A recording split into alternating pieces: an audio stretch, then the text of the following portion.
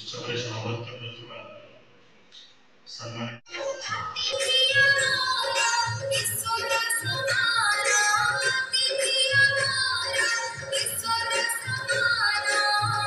ପିଲାମାନେ ତମମାନଙ୍କର ପ୍ରିୟ କାର୍ତ୍ତିକ ସାର୍ ଯଦି ଚାଲି ନ ପାରି ତମମାନଙ୍କ ପାଖରେ ପହଞ୍ଚି ପାରିଛନ୍ତି ଏବଂ ତମମାନଙ୍କୁ କିଛି ଶିକ୍ଷା ଦାନ କରୁଛନ୍ତି ତାହେଲେ ତମେ କାହିଁକି ଆଗକୁ ନ ଆଗେଇ ପାରିବ।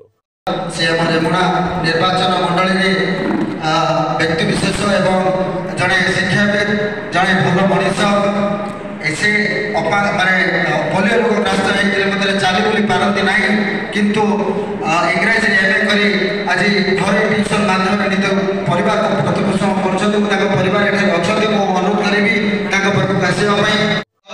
ସ୍ନେହ ସେହାରେ ଧର୍ମପତ୍ନୀଟିଏ ପ୍ରଦାନ କରୁଛନ୍ତି। ଜୀବନ ଯୁଦ୍ଧରେ ଆପଣ କେବେ ହାରିଯାଇ ନାହାନ୍ତି ନା ହତାଶ ହୋଇ ନାହାନ୍ତି। ଆପଣଙ୍କର ଚିନ୍ତା ଚେତନା ଅତ୍ୟନ୍ତ ସମୃଦ୍ଧ। ବାପା ମାଙ୍କ ନୀତି ଆଦର୍ଶରେ ଅନୁପ୍ରାଣିତ ହୋଇ ନିଜକୁ କେବେ ଅକର୍ମଣ୍ୟ ନ ଭାବି ସମାଜରେ ଦିବ୍ୟାଙ୍ଗ ହୋଇଥିଲେ ମଧ୍ୟ ଜୀବନ ସଂସାର ଯୁଦ୍ଧରେ ବିଜୟ ଲାଭ କରିପାରୁଛନ୍ତି। ନିଜେ ଇଂରାଜୀରେ ଏମ୍ଏ ପାସ୍ କରି ଘରେ ଛାତ୍ରଛାତ୍ରୀଙ୍କୁ ଶିକ୍ଷା ପ୍ରଦାନ କରିବାରେ ପ୍ରତି ହୋଇ ନିଜକୁ ଦୁଇ ପୁଅ ଝିଅ ସହ ଧର୍ମୀଙ୍କୁ ନେଇ ଆଗେଇ ଚାଲିଛନ୍ତି। ନା ଆପଣଙ୍କ ଦୁଃଖ ଭାଙ୍ଗି ପାରିଛି ନା ଅଭାବ ଅନାଟନ ଧୈର୍ଯ୍ୟ ହରା କରିପାରିଛି। ଆପଣ ଆପଣଙ୍କ ଚିନ୍ତନ ଆପଣଙ୍କ ସାଧନା ଆପଣଙ୍କ ବ୍ରତ ଅନେକଙ୍କ ପାଇଁ ଉଦାହରଣ ଧନ୍ୟ ଆପଣଙ୍କ ପିତାମାତା ସମାଜରେ ଆପଣଙ୍କ ଜଣେ ଉଚ୍ଚ ଶିକ୍ଷା ତଥା ଧାର୍ମିକ ସାମାଜିକ କର୍ମୀ ଭାବରେ ଗଢ଼ି ତୋଳି ସମାଜର ମୁଖ୍ୟ କ୍ଷେତ୍ରରେ ସାମିଲ କରାଇ ପାରିଛନ୍ତି। ହେ ମହାଭାଗ ଆପଣଙ୍କ ବହୁମୁଖୀ ପ୍ରତିଭାକୁ ସମ୍ମାନ ଜଣାଇ ସମର ଚକ୍ର ଦିବ୍ୟ ଚେତନା ସମ୍ମାନ 2024ରେ ସମ୍ମାନିତ କରି ଆମେ ନିଜକୁ ଗୌରବାନ୍ୱିତ ମନେ କରୁଛୁ। ଭଗବାନ ଆପଣଙ୍କ ଚଳପଥକୁ ସୁବିଧା କରନ୍ତୁ। ବନ୍ଦେ ଉତ୍କଳ ଜନନୀ।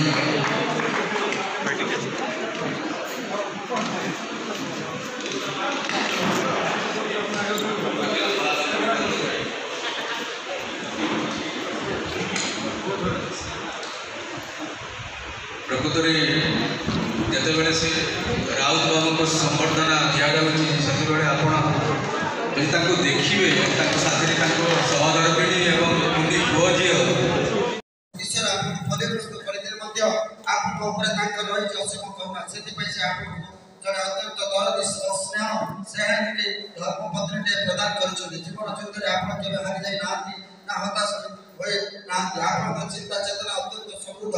ବାପା ମାଙ୍କ ନୀତି ଆଦର୍ଶରେ ଅନୁପ୍ରାଣିତ ହୋଇ ନିଜକୁ କେବେ ଅକର୍ମଣ୍ୟ ନ ଭାବି ସମାଜରେ ଦିବ୍ୟାଙ୍ଗ ହୋଇଥିଲେ ମଧ୍ୟ ଜୀବନ ସଂସାର ଯୁଦ୍ଧରେ ବିଜୟ ଲାଭ କରିପାରିଛନ୍ତି। ନିଜେ ଇଂରାଜୀରେ ଏମ୍ଏ ପାସ୍ କରି ଘରେ ଛାତ୍ରଛାତ୍ରୀଙ୍କୁ ଶିକ୍ଷା ପ୍ରଦାନ କରିବାରେ